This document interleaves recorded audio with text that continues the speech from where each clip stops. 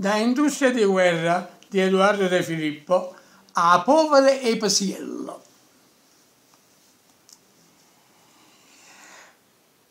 Nonna Annunziata mia, che porcaria! Vedi che a voi non sono disturbata. Pozza sapone quello che l'ha mandato. Che schifezza di pietanze, mamma mia! E la mia calma che lascia pollo, che dove non c'è panna brustolita.